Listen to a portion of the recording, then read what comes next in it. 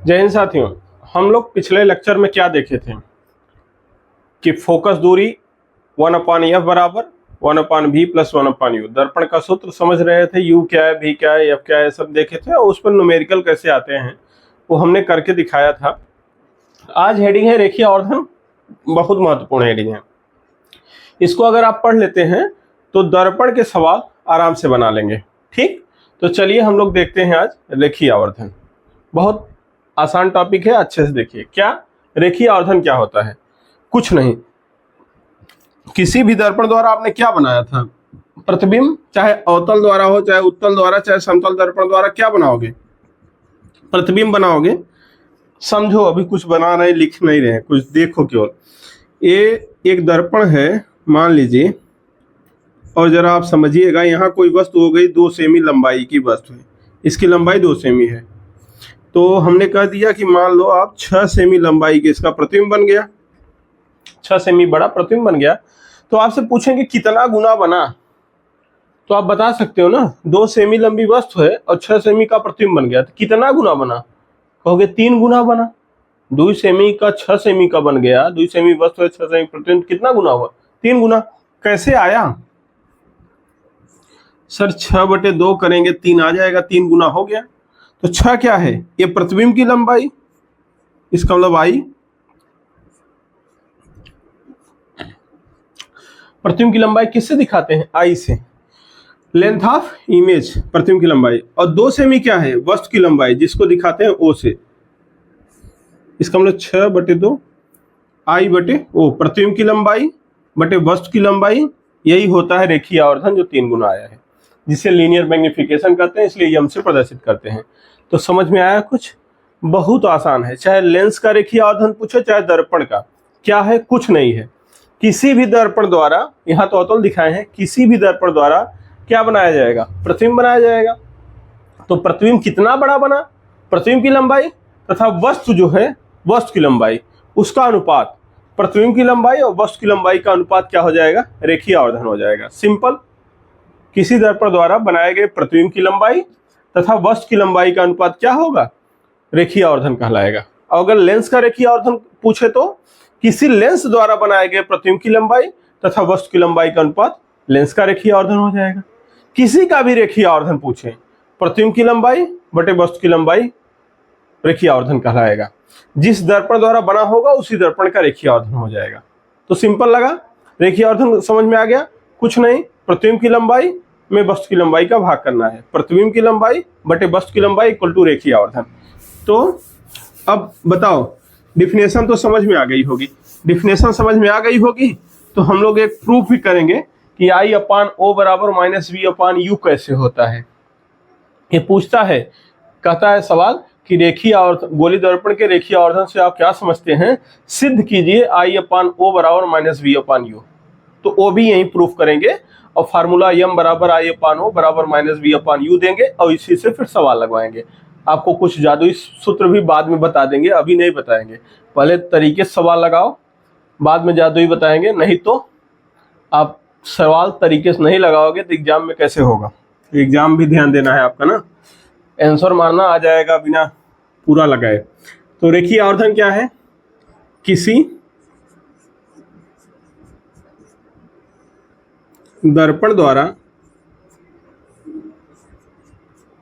किसी दर्पण द्वारा बनाए गए, किसी दर्पण द्वारा बनाए गए प्रतिबिंब, किसी दर्पण द्वारा बनाए गए प्रतिबिंब की लंबाई, प्रतिबिंब की लंबाई, ब्रैकेट में क्या? Capital I. प्रतिबिंब की लंबाई को हम किससे डिनोट करते हैं? कैपिटल आई से। तथा वस्तु की लंबाई, वस्तु की लंबाई, इसको किससे डिनोट करते हैं? कैपिटल O से। तो किसी दर्पण द्वारा बनाए गए प्रतिबिंब की लंबाई तथा वस्तु की लंबाई का अनुपात ही उस दर्पण का उस दर्पण का रेखीय आवर्धन कहलाता है। बोलो, समझ में आई बात? रेखीय आवर्धन कहलाता है। इतना सिंपल सा है। इसे इस माध्यम से प्रदर्शित करते हैं। क्यों? क्योंकि अंग्रेजी में वहां देखो क्या लिखा है, मैग्निफिकेशन, इसलिए इसे इस माध्यम से प्रदर्शित करते हैं। एक और अच्छी बात जान लो, इसका कोई मात्रक नहीं होता। क्यों नहीं होता अभी आपको समझ में आ जाएगा। लिख लेते हैं एक लाइन, फिर समझेंगे। इसका कोई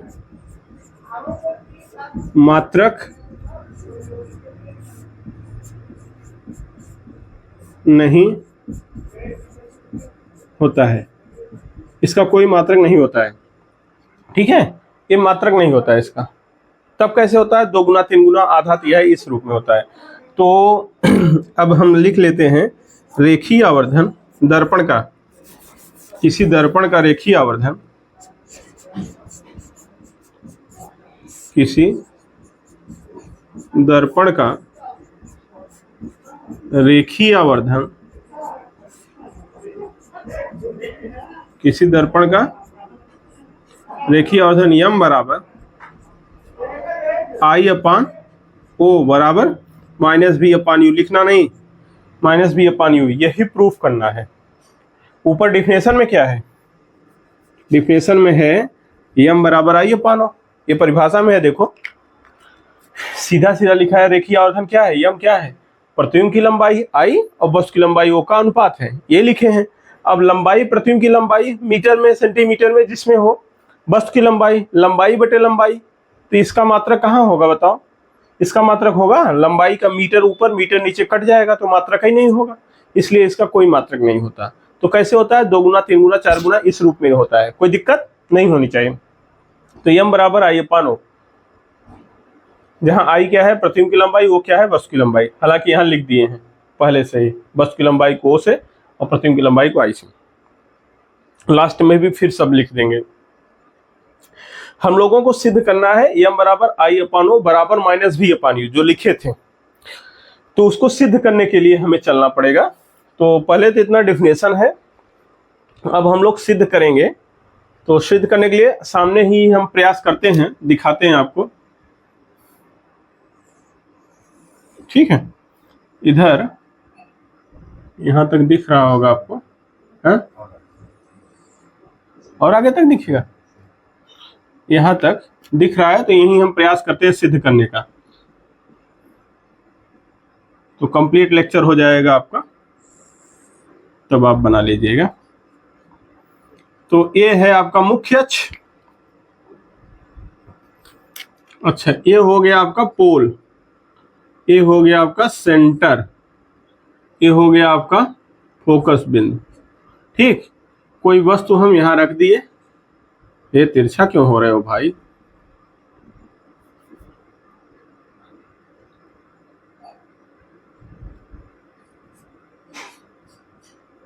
कोई वस्तु यहां रख दिए। ठीक, वस्तु का नाम क्या है?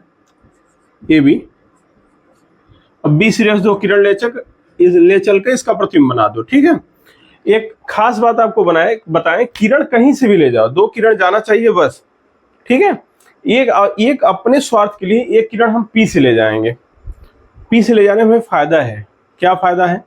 पी से जाने वाली किरण जितना मुख्य के साथ कोण बनाएगी उतने लौट जाएगी, लेकिन सभी दूरी कहाँ से नापते हो? पी से। इसलिए पी से ले जाने में हमें एक फायदा होगा, सब दूरी पी से नापेंगे तो हमारा काम होगा, इसलिए हम ये किरण पी से ले जा रहे हैं। बुक में आपका हो सकता है ऐसे समांतर ले गया, उससे मतलब नहीं है हमारा। ये किरण पी से गई, दूसरा कहां से ले जाए? दूसरा सी से लेकर चले जाओ, कोई दिक्कत थोड़ी है। 2 किरण चलनी चाहिए प्रतिबिंब बनाने के लिए, चाहे जहां से जाए, कोई दिक्कत नहीं है, बस प्रतिबिंब बनाना है। अब बताओ, सी से जाने वाली क्या होगी? अपने मार्ग में वापस। और जो ये गई है, ये मुख्य अक्ष के साथ अभिलंब खींचोगे तो यही मुख्य अक्ष आएगा। जितना कोण बनाते हुए गई उतने कोण बनाते हुए लौट आएगी। ठीक है, सेम कोण होगा, ये यहाँ काट दी और जहां काट दी वहीं क्या बन जाएगा, वहीं बन जाएगा आपका प्रतिबिंब, वहीं क्या बन जाएगा, वहीं आपका प्रतिबिंब बन जाएगा। इसका नाम क्या हो जाएगा भाई, प्रतिबिंब का, प्रतिबिंब का नाम हो जाएगा आपका बी का बना है बी डैश और ए का बना है ए डैश। इस प्रकार ए डैश बी डैश क्या हुआ, प्रतिबिंब। तो हम यहाँ एक लाइन मान लेंगे, माना मतलब आप इसके नीचे जगह है आपको लिख लेना, इसके नीचे। अब यहाँ नीचे हमारे पास नहीं था ज्यादा जगह, इसलिए हम उधर चले गए। माना कोई वस्तु ए बी अवतल दर्पण के सामने है, जिसका जैसा प्रतिबिंब दिख रहा है वैसा लिख दो, वास्तविक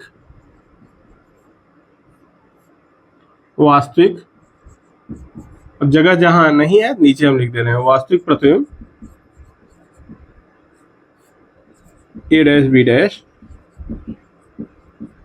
बनता है। काम खत्म। एक लाइन लिख दिए हम, वास्तविक प्रतिबिंब ए डैश बी डैश बनता है। कैसा है देख लीजिए। अब क्या होगा, अब त्रिभुज ढूंढो। देखो 1/f बराबर 1/v प्लस 1/u। पिछले क्लास में हम एक फार्मूला 1/f बराबर 1/v प्लस 1/u आपको बताए थे, जिसका निगमन माने प्रूफ कहता है कि सिलेबस में आपको निगमन नहीं करना है, प्रूफ नहीं करना है। लेकिन अगर इसका भी प्रूफ करना हो तो यहां तक आराम से यही चित्र काम करेगा। उसमें दो जोड़े समरूप त्रिभुज की तलाश करना पड़ता है। दो जोड़ा समरूप इसमें है, दिखा देता हूं, देख लो। एक जोड़ा ए है, A B C A dash B dash C, एक जोड़ा है। देखो ए वाला त्रिभुज एक जोड़ा है, और दूसरा जोड़ा दिखा रहा हूं, देख लो। दूसरा जोड़ा त्रिभुज क्या है, A B P A dash B dash P, ये वाला बड़ा वाला और ये वाला, दो जोड़े समरूप, दोनों जोड़े हैं। जब ये वाला प्रूफ करना होगा तो दो जोड़े समरूप त्रिभुज की जरूरत पड़ती है।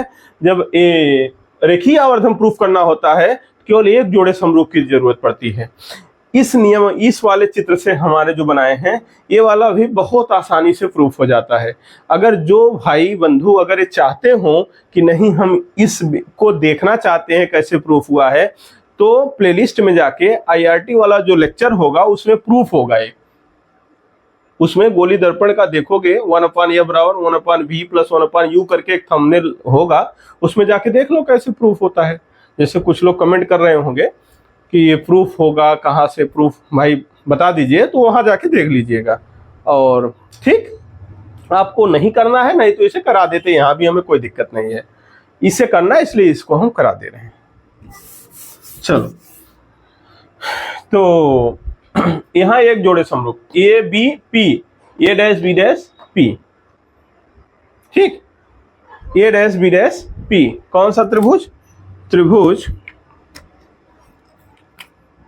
त्रिभुज ए बी पी तथा त्रिभुज A dash B dash P से क्या होगा भाई, इनसे क्या होगा, समरूप त्रिभुज है ना। समरूप त्रिभुज लिखना चाहे आगे लिख सकते हो कि समरूप त्रिभुज, ये यहां हमें पास जगह यहां नहीं था, थोड़ा सा लिख दे रहे हैं, समरूप है, समरूप त्रिभुज। समरूप कहने क्या मतलब है, समरूप त्रिभुज किसे कहते हैं। देखो, किन्हीं भी दो त्रिभुजों के अगर तीनों कोण आपस में बराबर है तो समरूप है। किन्हीं भी दो त्रिभुजों के अगर तीनों कोण आपस में बराबर हैं तो समरूप है। देखो इसमें, देखो जो A B P B dash A dash, यही तो था, देख लो वहां। तो ए समकोण है, ए समकोण है, जितना कोण ये है उतना ही कोण ये है, ठीक है। और किसी त्रिभुज के अगर दो कोण आपस में बराबर हो गए, तीसरा खुद बराबर हो जाएगा अपने आप। ये देखो, ये तीसरा इसके बराबर अपने आप आ जाएगा। और तीनों बराबर हो गए तो क्या हो गया, समरूप हो गया। और समरूप त्रिभुज में क्या फायदा है पता है, लंब कोई भी भुजा संगत भुजाओं का अनुपात बराबर होता है। ऐसे सीधा समझो, समरूप त्रिभुज में क्या होता है, संगत भुजाओं का अनुपात बराबर होता है। मतलब ये लंब बटे लंब इक्वल टू, चाहे जो कर लो, आधार बटे ये बड़े वाले यहाँ P से लेकर यहाँ तक का आधार बटे P से लेकर ए डैश। मतलब जो भी दो त्रिभुज हैं वो अगर समरूप हैं तो उनकी संगत, संगत माने जो उनके साथ वाली भुजा है, सिमिलर भुजा, उनका अनुपात क्या होगा, सदैव बराबर होगा। चाहे जो भुजा का अनुपात ले लोगे बराबर आएगा। ठीक है, समझ में आई बात। तो अगर यहां हमें देखना हो मेरे भाई कि हमें कौन सा भुजा ऊपर लाना है, सर ये वाला ए डैश बी डैश, क्यों, क्योंकि हमें लाना है ये देखो आई अपान ओ, तो आई ऊपर लाना है, तो क्या हो जाएगा ए डैश बी डैश अगर हम ऊपर ला दिए तो इस छोटे वाले त्रिभुज है P A dash B dash, यही त्रिभुज है ना, देखो ये त्रिभुज है, तो ए डैश बी डैश ऊपर आ गया, तो इसके बटे क्या हो जाएगा, ए बड़े वाला त्रिभुज का लंब, तो ए भी ऊपर आ जाए, ए भी नीचे आ जाएगा, लंब बटे लंब इक्वल टू आधार बटे आधार, तो आधार पी ए डैश, जिसका लंब ऊपर करोगे उसी का आधार ऊपर करना। हाँ, ये नहीं कि इसका ए डैश बी डैश ऊपर कर दिए और बराबर में इसका आधार बड़े वाले को ऊपर करें ना, लंब बटे लंब इक्वल टू आधार बटे आधार, मतलब संगत भुजा का अनुपात बराबर होगा। तो ए डैश बी डैश बटे ए बी बराबर पी ए डैश, कोई एक भुजा ले लिए पी ए डैश यहां से यहां तक आधार वाला, फिर वो किसके बड़े वाले त्रिभुज का भी पी ए के अनुपात के बराबर होगा, संगत भुजाओं का अनुपात बराबर होगा दो त्रिभुज के। आशा करता हूं समझ में आ गया, और अगर ऐसे नहीं समझ में आया तो फिर से समझा दे रहे हैं, एक बार देख लो। जैसे कुछ लोगों को मान लो नहीं समझ में आया तो लो भाई, ए बी सी अलग अलग बना दे रहे हैं,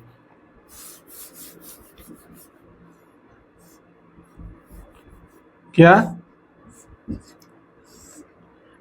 डी ई एफ ना, अगर यह कोण इसके बराबर हो, यह कोण इसके बराबर हो, यह कोण इसके बराबर हो, तो संगत भुजाओं का अनुपात बराबर होगा। कहने का मतलब ये दोनों अगर समरूप हो गए तो A B upon D E ये वाला बराबर सी ए अपान एफ डी,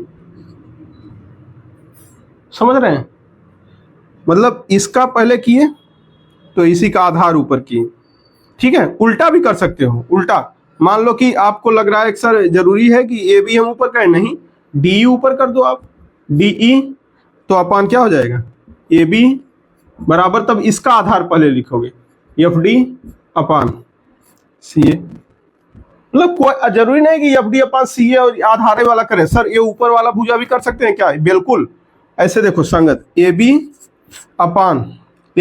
अपान डी ई, संगत भुजा क्या होगी सर सी बी अपान ई एफ, कोई भी संगत भुजाओं का अनुपात क्या होगा, बराबर होगा। अब देखो इससे ज्यादा समझना है तो मैथ में समझना पड़ेगा, अब हम थोड़ा सा मैथ समझा दिए, अब इतने से काम कर लो। हाँ, अगर प्रूफ देखना हो कि कैसे होता है तो समतल दर्पण वाले में चले जाओ, समतल दर्पण वाले जब पढ़ाए थे तो वहाँ tan थीटा लेकर बताए थे, तुम यहाँ थीटा मान लो, ये भी थीटा हो जाएगा, tan थीटा लगा दो, लंब बटे आधार इसका हो जाएगा, लंब बटे आधार इसका, बायां पक्ष हटाओ, दाहिना पक्ष अपने आप प्रूफ हो जाएगा। समझ में आया, वहां प्रूफ करके दिखाया समतल दर्पण वाले में, tan थीटा से समरूप ही था वो भी, लेकिन हम tan थीटा लेकर बताए थे, तो ये थ्योरम भी प्रूफ हो जाएगा, कोई बात नहीं है। अब आपको समझ में आ गया होगा, तो क्या हो जाएगा मेरे भाई, लंब ए डैश बी डैश अपान ए बी बराबर क्या हो जाएगा, पी ए डैश अपान पी ए।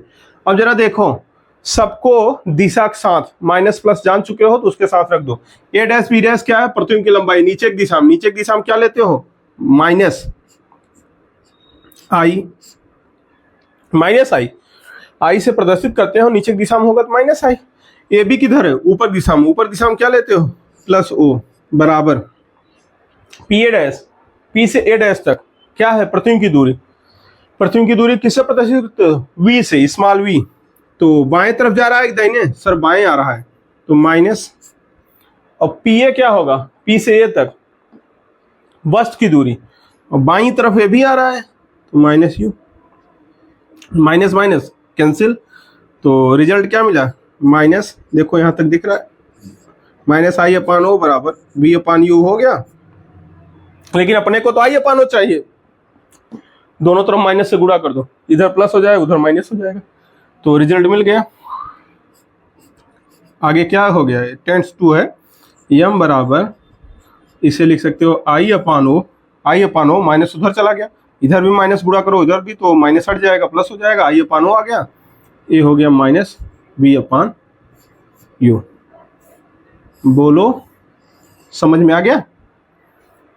इसके नीचे थोड़ा सा हम लिख सकते हैं क्या, जहां क्या कौन है इसे लिख लो, जहां अब जगह है हमें इसी के नीचे लिखें, जहां u क्या है वस्तु की दूरी, v क्या है प्रतिबिंब की दूरी,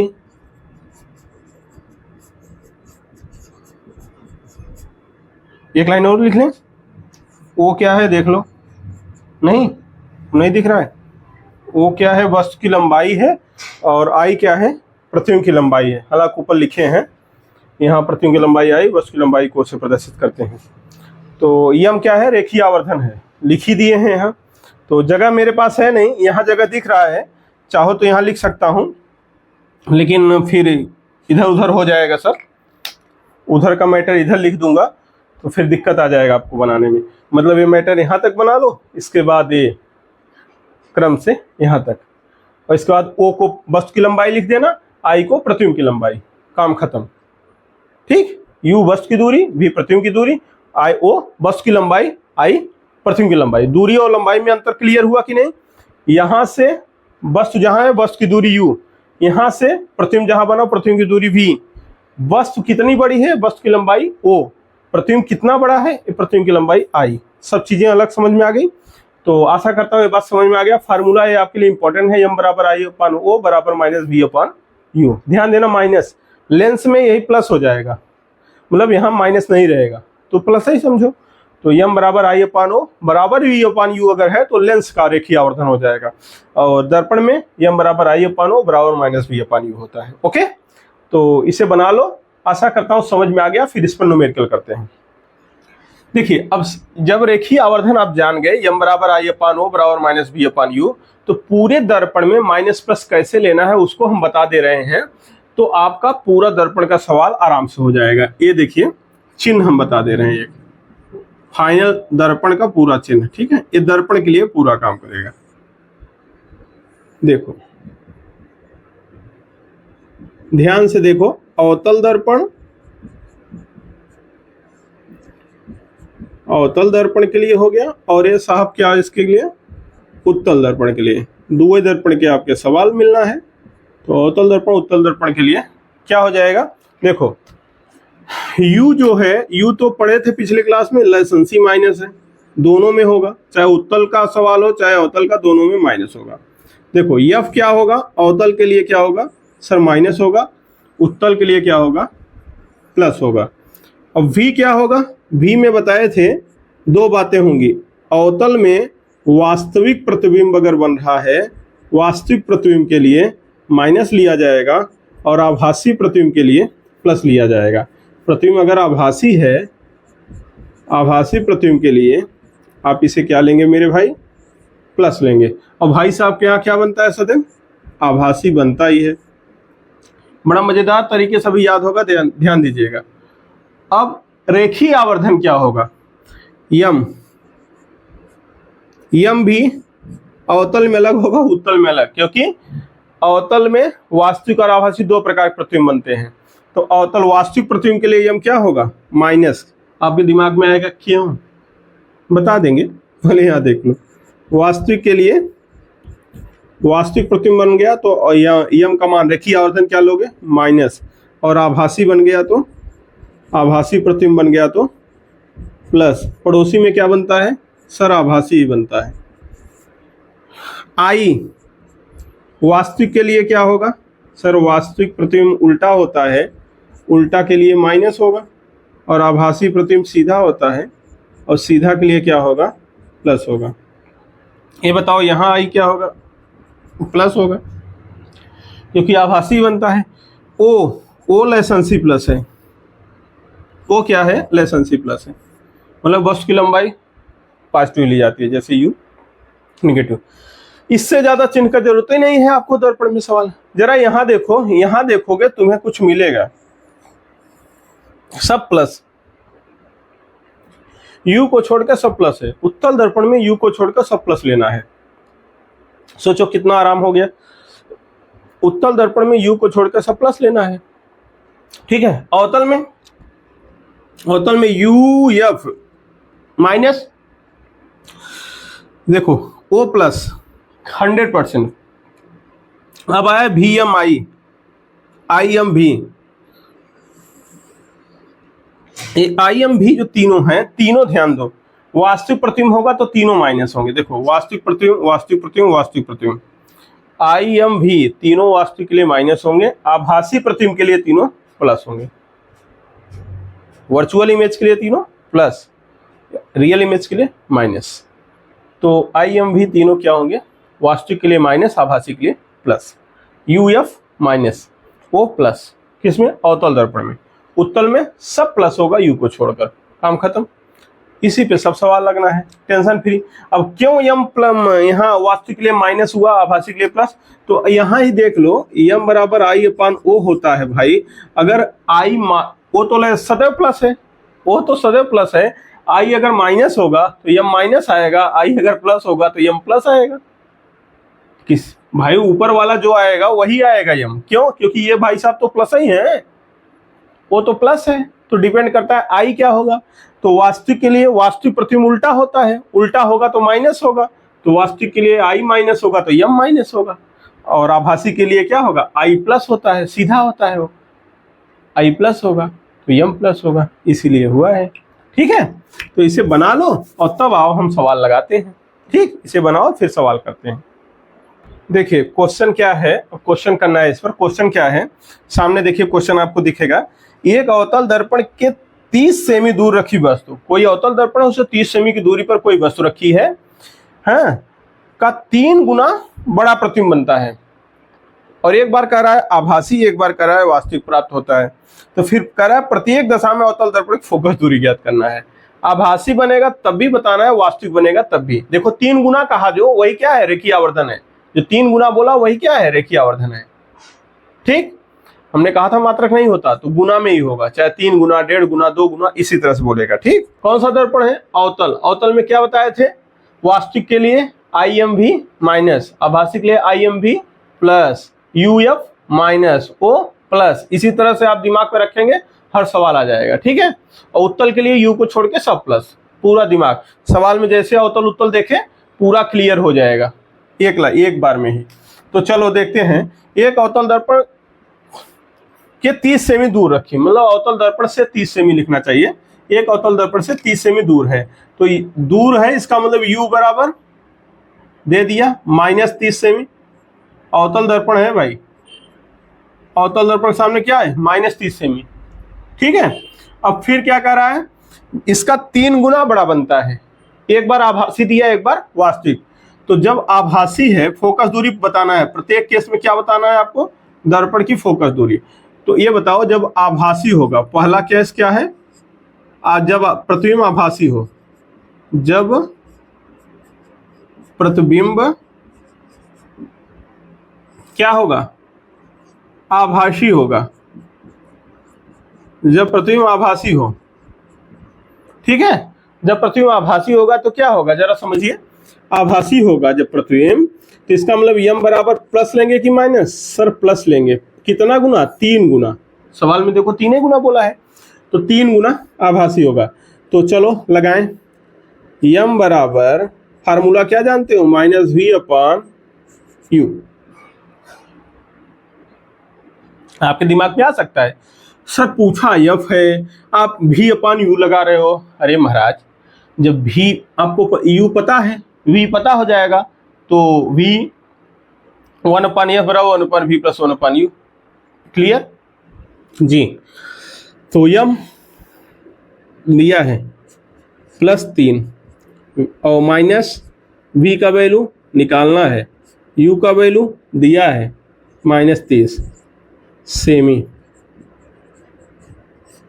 माइनस माइनस प्लस, 3 त्रिका 9, मतलब 90 हो जाएगा। तो v बराबर क्या आ गया, +90 सेमी, +90 सेमी। और आपको जानकर आश्चर्य नहीं होना चाहिए कि आभासी प्रतिबिंब है तो v का मान प्लस ही आना चाहिए। अगर v का मान माइनस आ गया तो वास्तविक प्रतिबिंब हो जाएगा। ठीक है, आभासी लिखे हैं तो v का मान प्लस आना चाहिए, मतलब यहाँ सही हो। तो v आ गया आपका, u आपको मिला ही है पहले, तो आप f निकाल सकते हो। अब क्या 1/f बराबर 1/v प्लस 1/u। चलो रख दो वैल्यू। अब तो जो पिछली क्लास में बताए थे वो सवाल हो गया। 1/f बराबर 1/v 90 प्लस 1/u -30। तो क्या हो जाएगा, 90 एलसीएम ले लो, तो 90 का 90, 30 तिहाई 90, प्लस माइनस माइनस, तो -2 बटे क्या हो गया 90, कटा दो, -1/45। ठीक, तो एफ का वैल्यू क्या आ जाएगा, दोनों को पलट दो, यह बराबर -45 सेमी, यह बराबर -45 सेमी। ये हो गया। एफ का मान क्या होना चाहिए, माइनस, क्यों, अवतल दर्पण है तो एफ माइनस में ही आएगा, तो -45 सेमी। ठीक है, अब उत्तर में मान लो केवल 45 सेमी दे दे तो कहोगे सर माइनस आया। अरे पागल, वो बता रहा है कि ये अवतल दर्पण है, माइनस प्लस क्या बताता है, दर्पण, दूरी निगेटिव नहीं होगी, दूरी तो 45 सेमी ही आएगी। माइनस का मतलब है बाईं ओर, अर्थात अवतल दर्पण है तब बाईं ओर, यहाँ दिशा बताता है माइनस प्लस। अब दूसरा बात यह है, ये सवाल आप लगा लीजिए, फिर हम लोग वास्तविक वाले पे चलते हैं। जब प्रतिबिंब कैसा हो, वास्तविक हो, जब प्रतिबिंब वास्तविक हो। दूसरा केस क्या है, जब प्रतिबिंब वास्तविक हो, वह लिख के सुना दे दिए तो वास्तविक हो।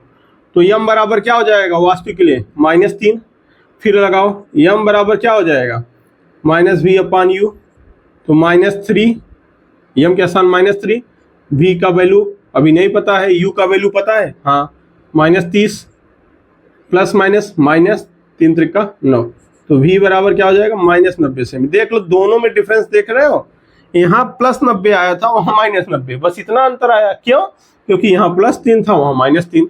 अब यही -90 लेकर आप 1/f वाला फार्मूला रख दो, देखो क्या आता है, हैं? तो हम ही लगाए 1/f बराबर 1/v प्लस 1/u। कहाँ लिखे भाई, उधर तो क्वेश्चन होगा।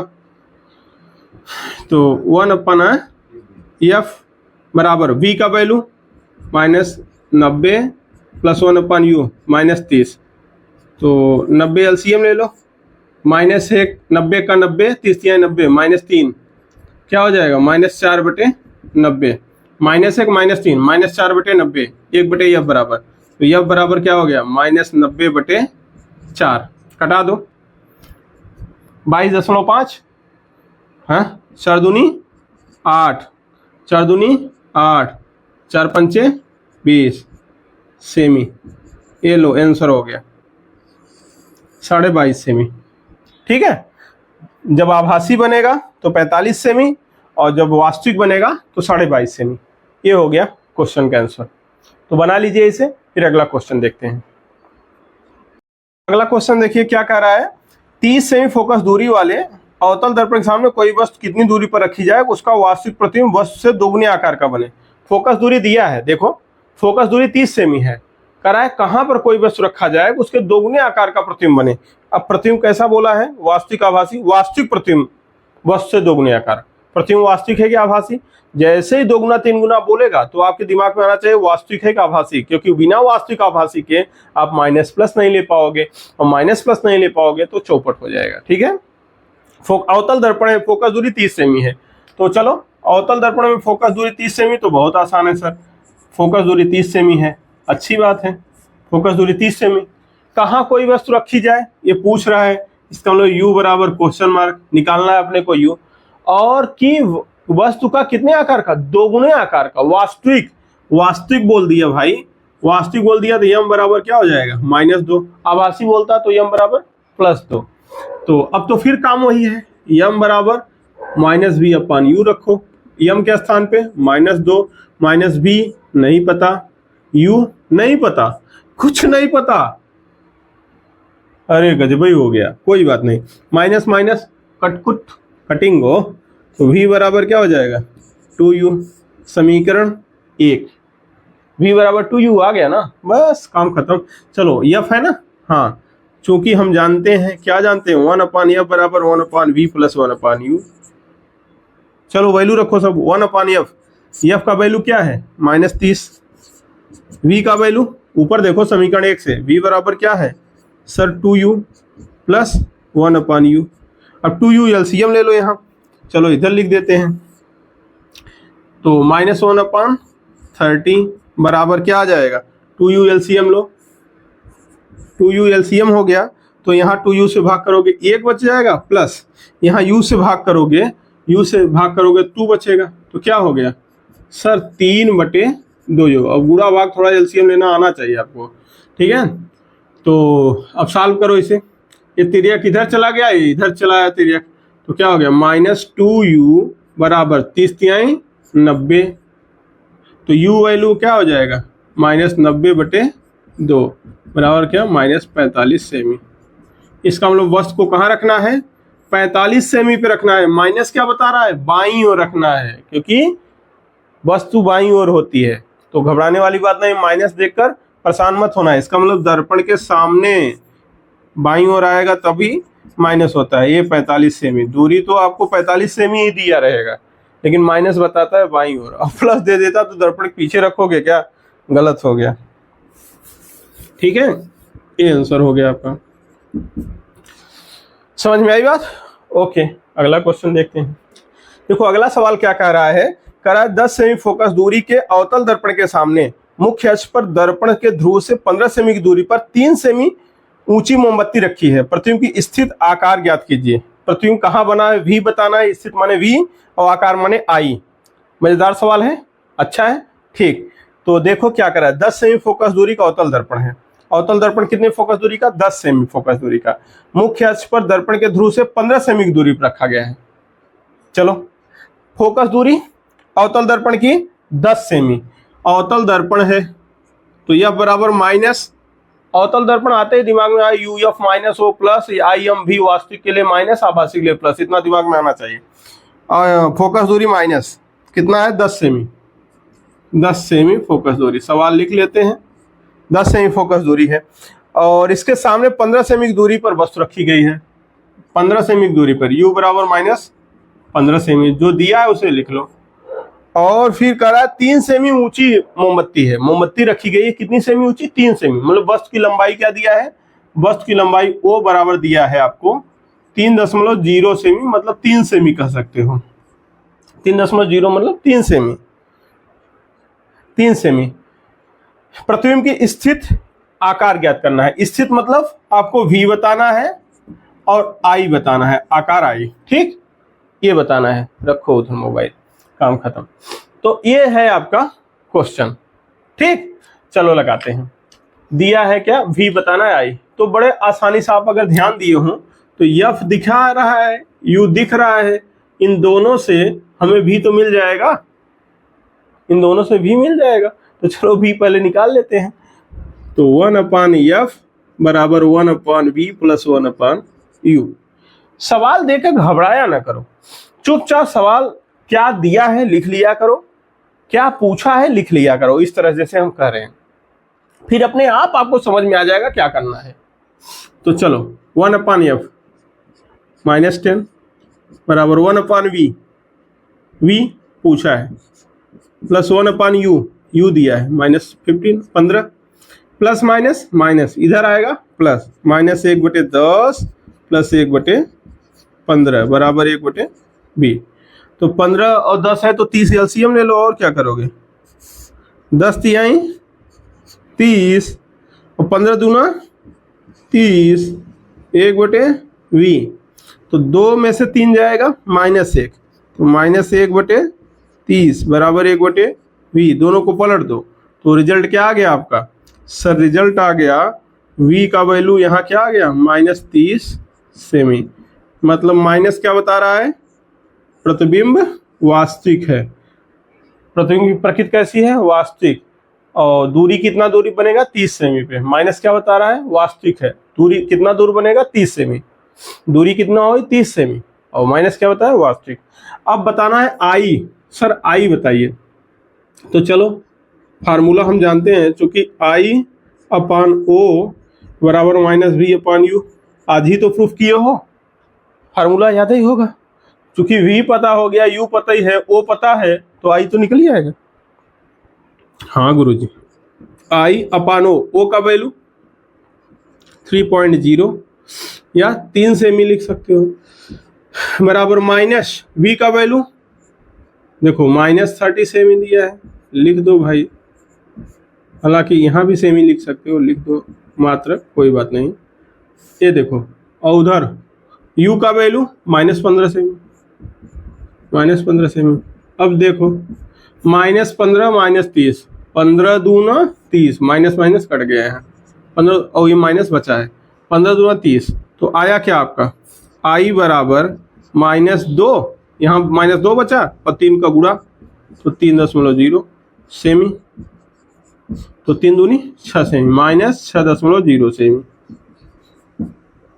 या 6 सेमी, सीधा सीधा ये हो गया आंसर आपका। तो आंसर क्या हो गया आपका, आंसर हो गया V बराबर -30 सेमी और I बराबर प्रतिबिंब का आकार -6.0 या 6 सेमी। ये क्या हो गया, प्रतिबिंब का आकार, ये क्या हो गया, प्रतिबिंब की स्थिति।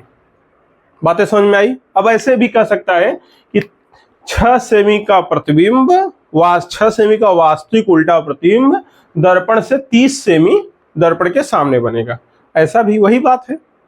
ठीक है, तो घुमा पूरा क्वेश्चन का इस तरह से भी वो व्याख्या करके लिख सकता है। तो आंसर आपका ये हो गया। तो आशा करता हूं इस चैप्टर का आप सवाल आप लगाइए, देखिए सवाल फंसता है क्या, आप इस दर्पण का सवाल आप लगाइएगा। ठीक, धन्यवाद।